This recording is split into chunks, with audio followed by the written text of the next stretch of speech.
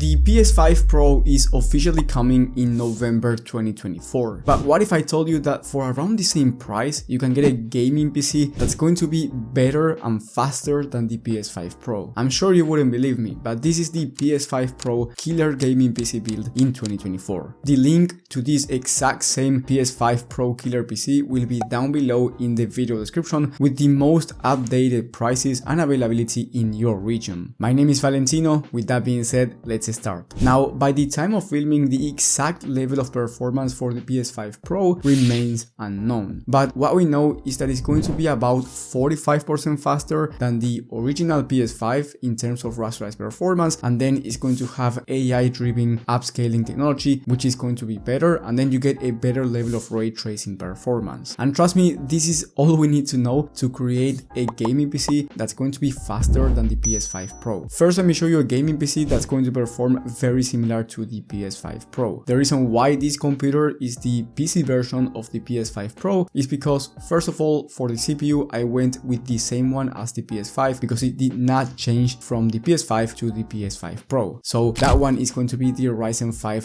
3600, which is the most similar CPU compared to the PS5. And since the GPU is 45% faster, well, the original PS5 had a GPU that's very similar to the RX 7600. So if we take that into consideration, the GPU that's around 45% faster than the RX 6700 is the RX 6800 or RX 7700 XT. For the rest of the components, you get the same 2TB of SSD, so you get the same storage in case you want to download a bunch of titles. And in this PC, you get 16 gigs of VRAM inside of your GPU in the RX 6800, which is actually more than the PS5 Pro, because for the PS5 Pro, you get 16 gigs of unified memory, which means that that memory is going to be used for both the CPU and GPU. So of course, you are not going to be utilizing 16 gigs of memory for the GPU because you need to utilize memory for the CPU as well. So the GPU memory is going to be around 12 gigs. Now, these are not official numbers. This is just me guessing that it's going to be utilizing about 12 gigs of RAM for the graphics card. Then inside of this PC, you also get Wi-Fi included, just like the PS5 Pro, and you get 16 gigs of RAM, plenty of airflow, and the proper power supply. Now, this is not the system that I recommend you putting together if you want to beat the PS5 Pro. This is just a system that is going to perform very similar compared to the PS5 Pro, especially when it comes to rasterized performance. Because as I said before, the PS5 Pro is going to have a better level of ray tracing performance and AI-driven upscaling technology, which is like DLSS, and DLSS is from Nvidia. That being said, if you want to beat the PS5 Pro, you will have to have an Nvidia GPU to have DLSS and a better level of ray tracing performance. For that reason, let me show you the PS5 Pro killer gaming PC instead. And this system has the RTX 4070 graphics card, which is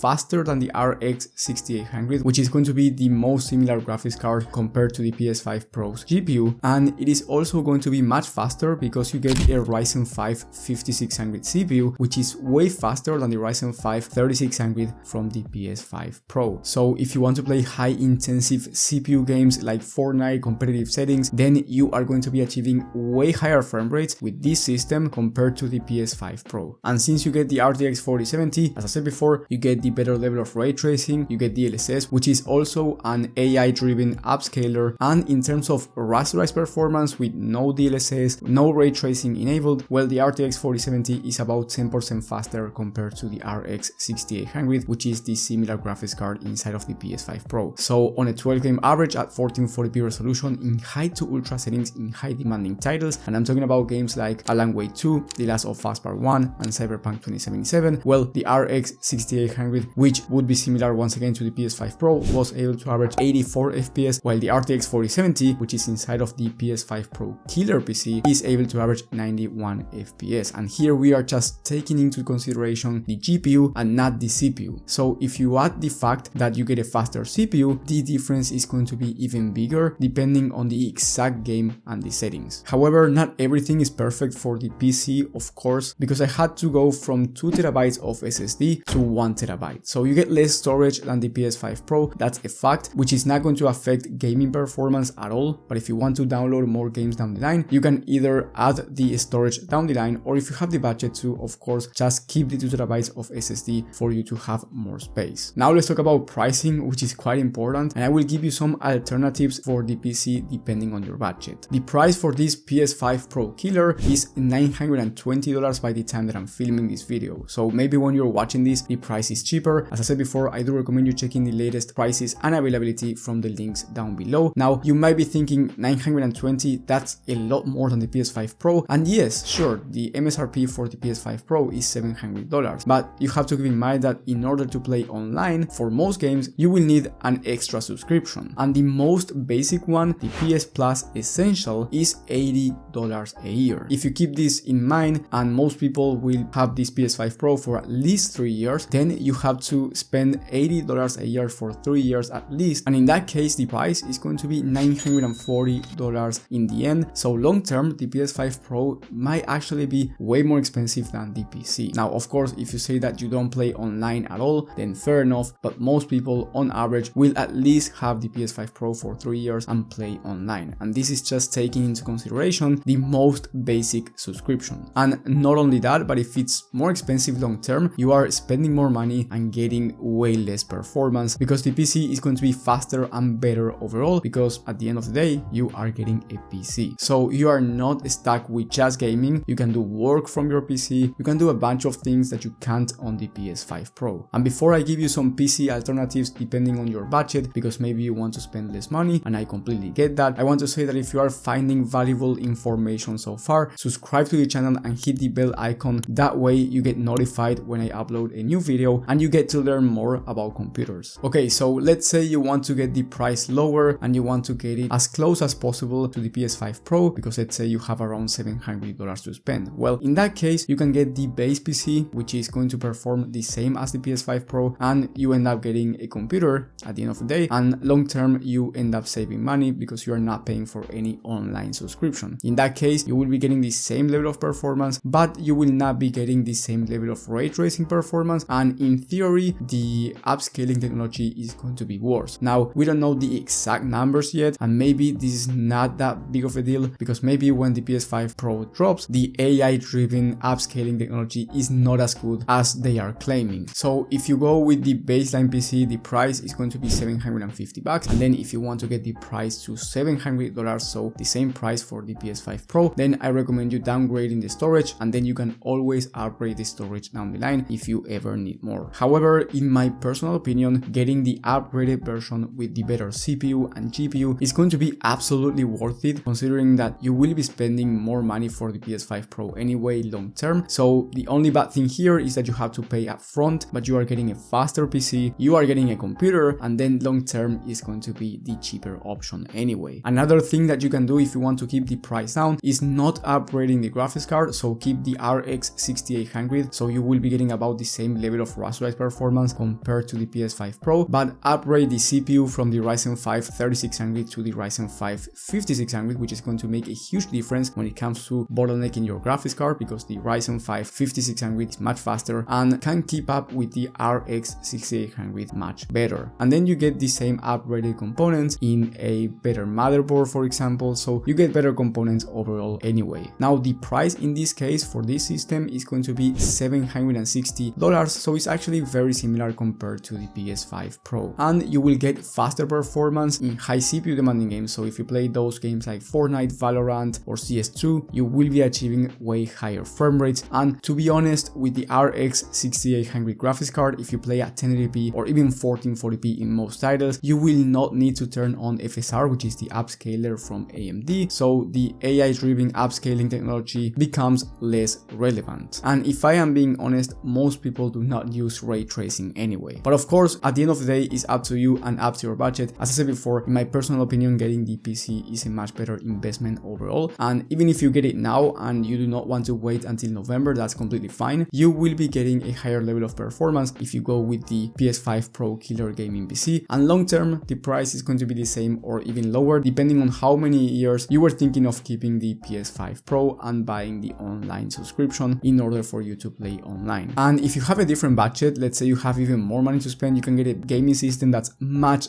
faster. In that case, I highly recommend you watching my video on the best gaming PC builds for every budget and every resolution. You will have that one in the top right of the screen. Thank you guys for watching, thank you for the support, and I will see you on the next one.